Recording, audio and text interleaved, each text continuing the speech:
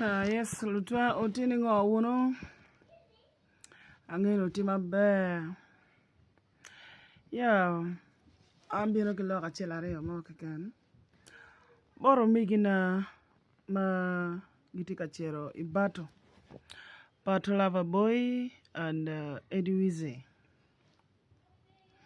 Ne omegina miro ne after the battle ko mero mete anyim ken majui beru mego mero mete ken majui beru lurem omero mete ken majui ko karachel omero mete ken majui agirime industry pobu gik ke bato eni. We still have a long journey to go. We still have a lot to do to build the industry. So, koni unubu chere bato, amiro ne unge ne bato ene magikero ne, peo bedme poko kinwuko, nyome racho kinwu, nyome kela dega dega, me kerto mone mala binaga. Ameto unge ne gine ne mero peo time. Beno more ni pobu time.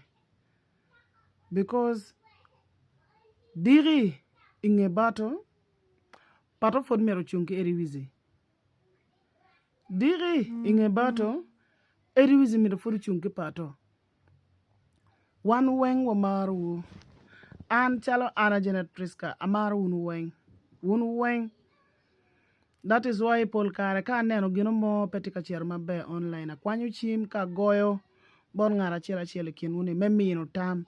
Era mar bene ni ugamu chima chi umiu chawa nyo dakia wu mewinyo tam and bene ufoyo inge ila chen. So umegina neno media uberu ni media aida chari onyo dure ping. Onyo kwenye koke yamu. Wangeyo tiki media mabe and angeyo ni enini it's all about business. It is all about money. This is not all about ngat matek loyo. But kit me chiato ne aye umiero genen gin madano miero kwano ne. Kit me chiato ne wek udano bin upong mabe. Numiero ke waj gino mo matia genes ngarachiel likinuni. Meno ginana ngeyo. Ento pe ulok en chato will may media ni udugi kin wun ariyo ni.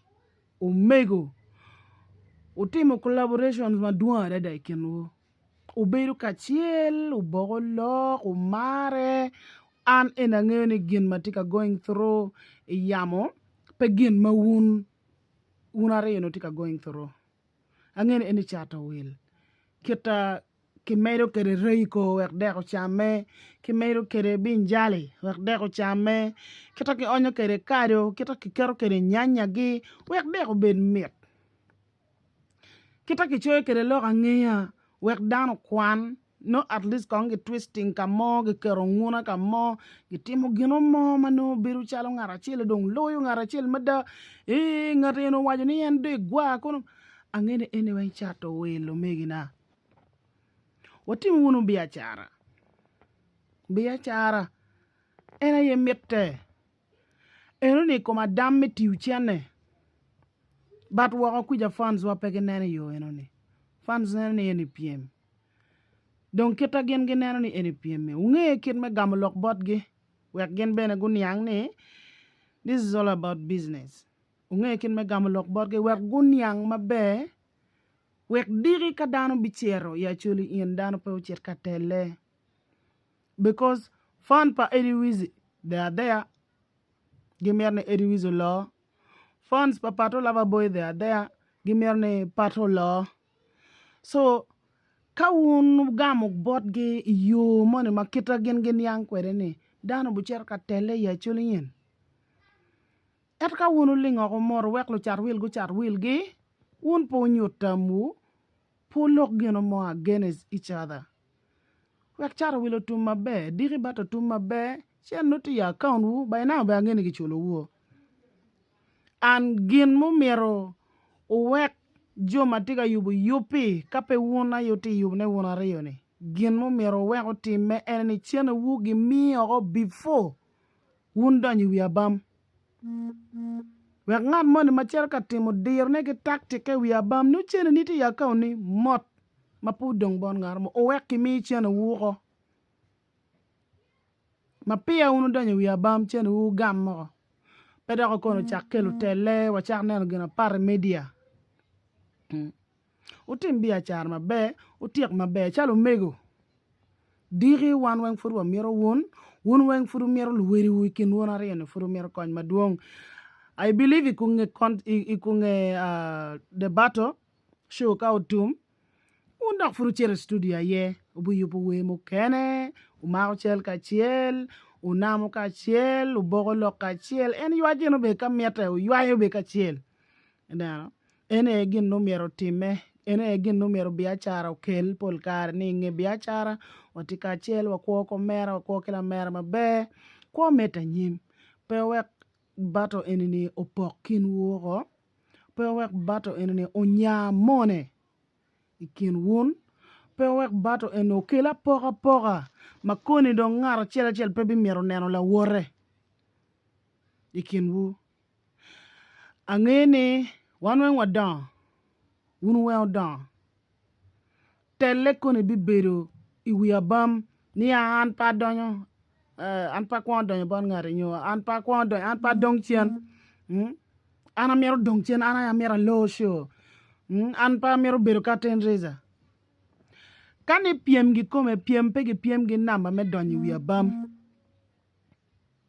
keri dong nama giri tere in la loyo kani piem furi bi chere loyo keri chak nama chiel tere ka in la loyo furi bi loyo keri beri diere tere ka in la loyo kani piem furi bi loyo so kakama gi keru ngar mone ye position magi miyo ki ngar mone me donyo wi abam please owo jol kita gi kere donyo wi abam kon gi ker ni in me chare kon gi ker ni in me giri in ye kita dong organizers go organizing kede chere we peke loyo ki nama me donyo wi abam jomo ka mer gene gi low show ene pe nyuru beru dirti jomo ka mer ne gene gi yap show ene pe nyuru beru tiri ni nyo pe nyuru beru dirti neno initi wi abam ne itika performing ena ya genano dirti ke iye alego megina ikunge bato wa miro kwo mayot ket majuini wa maru wun weng kani ene piem ene wan pe wangolo because wun weng ti na machiel wun